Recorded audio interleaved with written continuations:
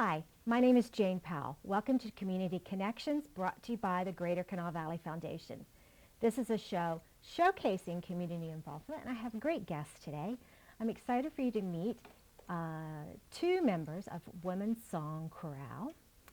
I have Artistic Director Jeanette Bowlby. Thank you so much for being here. And Board President Klein. I am excited to hear all about womanSong. So, Jeanette, and did I say your name right? Jeanette Bowlby. Bowlby, pardon me. Jeanette, tell me about how womanSong started. When did womanSong start? Yeah. Let's start there. Quite a while ago. womanSong started in 1997 with the original artistic director, Chorale. She brought the group together, probably hand-picked women, and they rehearsed and put concerts on and went places. And it just became a staple in the Charleston area. I don't know a whole lot about her time there because I didn't even live in this area at the time. But later on, when they changed directors, it became under the directorship of Emily Capice. And she brought it to Christ Church United Methodist Church. The rehearsals are there and some of the concerts. It's an audition organization. Our ensemble is you have to audition to be in it. You contact us through the website and you can audition with me, and then once you're in, you're in. And we have quite a variety of women in our group, all races, all religions, all ages. We go from 20-year-olds to 70-year-olds, and it's just a great group of women. Wow, so probably about 30 members, is that right, give or take? Any given time that we are rehearsing or doing a concert, we have about 30 women. We have more that are in the group, and they kind of come and go depending on what's going on in their lives. I understand that. Yeah. Karen, how long have you been involved? I've been at womanSong for 7 years. Before I was with womanSong, I was with a community chorus that was SATB, male and female, and I had always seen womanSong perform on New Year's Eve on the Good Night performances, which of course is a wonderful opportunity to see various organizations in the valley. And I'd always loved watching womanSong perform, and I actually auditioned. It's sort of a running joke with one of the other ladies in the group. I actually auditioned twice before I got in. The first time I was told I needed some voice lessons, and the second time I was told that there was too many altos, and so I needed to come back because the balance is important to us in some of our pieces. You don't want a group to have too many lower voices or too many higher voices. So it's been a real wonderful 7 years for me, and I've been board president for 4 years, so it's been a wonderful ride. You've had some challenging years under your presidency. I have. As I was telling you earlier, when I first became board president, after serving on the board for a year, our first board retreat that July, our director, Emily Capice, that Jeanette mentioned, told us that her husband had taken a job in Cleveland and they were moving out of state, and she was staying through the school year, so we had a year to hire her replacement. And so that first year we had applications and we had auditions with 2 finalists and hired Jeanette out of that process. So that first year was a transitional year. The second year, which was Jeanette's first year as artistic director, we had 1 concert under our belts before COVID hit. And so for the last 2.5 years, we've been working under COVID restrictions. And so it has been a challenging 4 years, but we've maintained and I think continued to grow as an organization. It's been really exciting. Well, COVID, yes, has changed so many things in our world, but I am excited to know that you're still together and you're still performing, and we've got upcoming performances to talk about. But before we get into things that are coming up in the spring, we just have to touch base about some of the fabulous places this chorale has sung in the past. You guys have been all over the world.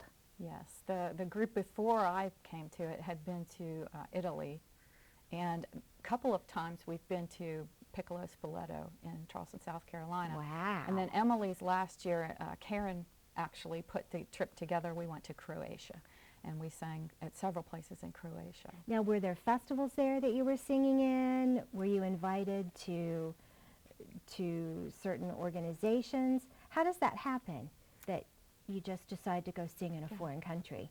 The trip to South Carolina was for a festival, the Piccolo Spoleto, as Jeanette mentioned.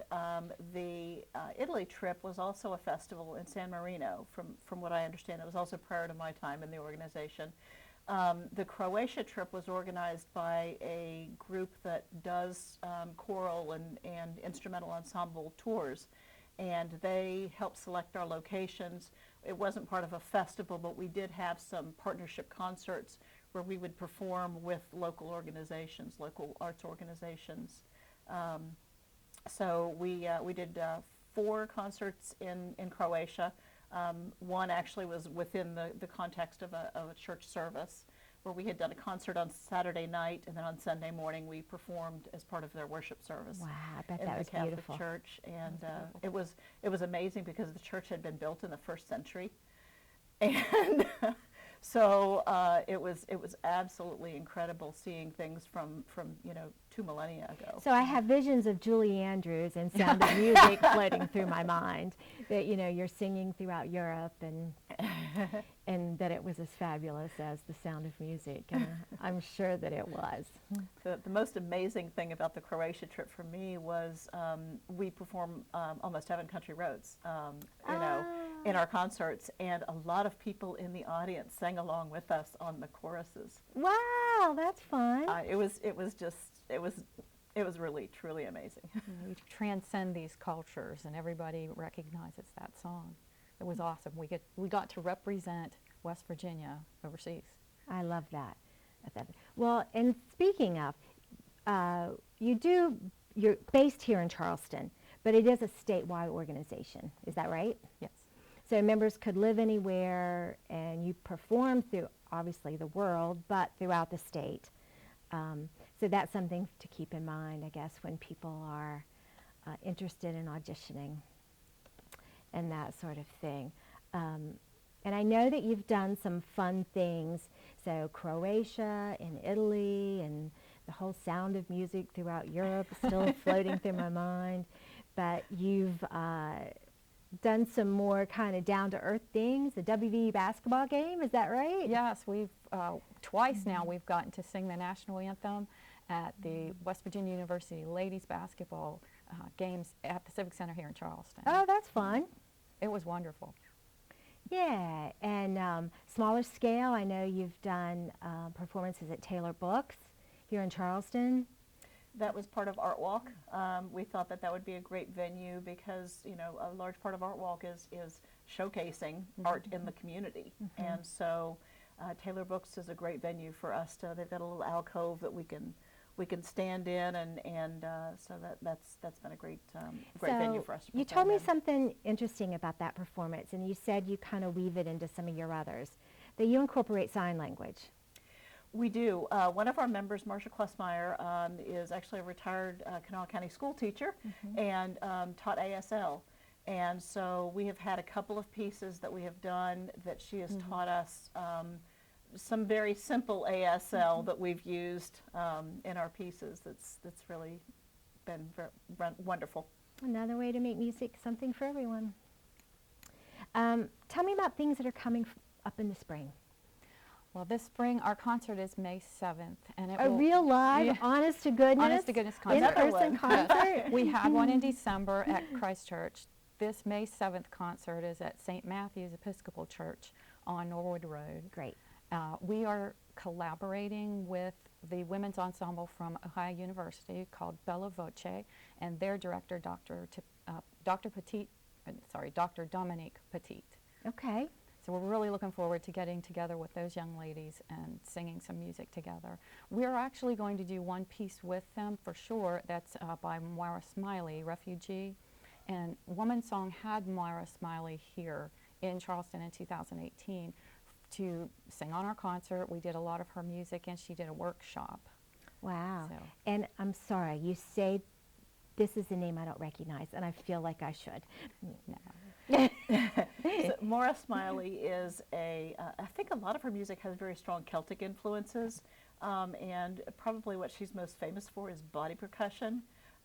which we have done quite a number of her pieces. And before COVID, we had a trip planned to perform it at Carnegie Hall in New York on a concert of Morris Smiley's pieces. So body percussion involves, sort of like beatboxing is, yeah, I is could what you think about of. Yeah. that. So there's a lot of clapping, there's slapping on the legs and Stomping your things like feet. that. Stomping your feet. There's a lot to Yeah, it. it's fun. It's hard to sing and do that at the same time for some people. It's like the chewing gum and walking at the same time. Right. Wow. But it's great that we have a full three to 4 months to rehearse the music before we have to perform it sometimes. Absolutely. So you're doing the collaboration with Ohio State, Ohio University. Ohio University. Tell me about other collaborations that you might be doing. Is there something you're working with the young composers? We aren't working with a young composer right now. Okay. But we are always open to that. We've talked about doing a composer composition, a composition contest. Oh, okay. But that, because COVID hit, we haven't been able to do that. We do collaborate with other people. We've asked some other directors that do women's ensembles to come into our retreats, and we'll do that. We are working on scheduling that. We have a board member, Erin Kishpa, who is an Alexander Technique specialist, and she will be coming in to work with us on Alexander Technique, which just helps singers stretch more, use their air more, and just be better singers. Yeah, well, always learning, isn't that right? Mm-hmm. There's also some other treble choirs that we've paired with in the past. Horace Mann Middle School here had a treble choir that we invited to perform with one of our winter concerts about 5 years ago. Yes. And also Nicholas County had a treble choir that they brought down. They came down here to Charleston and performed with us. We also use local musicians when we have parts that go into our piece, like a flute part or a violin or a percussion part. So we've used students from colleges as well as local musicians. One of the things that I've really emphasized as president of the board is to try to foster, women especially, young women especially, and to increase their musical skills, and it's been a really wonderful opportunity for us. I just love that. I love the collaboration with the, quote, professional singers and then mentoring others. I got to tell you, they wouldn't let me in the elementary school choir, and that is the truth. So the car is about the only place that you hear me singing these days. I enjoy your talent very much. And if I want to hear you sing, tell me the best place to find that information. On our website, womanSong Chorale, it's womanSong Chorale of WV. Okay. I think we have that on That's screen. the screen. Yeah. There are videos of some of our pieces on there. There's also a YouTube video on there for warm-ups in the car, so if you want to keep singing in the car, Okay. you can pump that through and warm up and get your voice going. Yeah, And that's what I need. We're hoping to put on a few more of the YouTube videos on taking care of the voice. Okay, and you have a Facebook page too, is that right? We do have a Facebook page. That's where most of our marketing is done, is through our Facebook page. And so if you search for womanSong and you put in Charleston, West Virginia, you should be able to locate it. Okay, great. There's another womanSong organization elsewhere in the country, but we are the one in West Virginia. And we also have a YouTube channel. So I'm trying to direct people to our YouTube channel as well. So again, that's also womanSong. I think it's a purple circle with a W. We don't have a logo in there. So there's a Facebook page, a website, and a YouTube channel to learn more about womanSong. Absolutely. Yes. Thank you guys so much for being here. Thank you, Jane. And I'm looking forward, May 7th at St. Matthew's. 7:30. 7:30, the next concert. St. Matthews in right. South Hills. All right, thank you so much for Thank being you. here. Thank you guys for joining us. This has been Community Connections, brought to you by the Greater Kanawha Valley Foundation. We'll see you next time.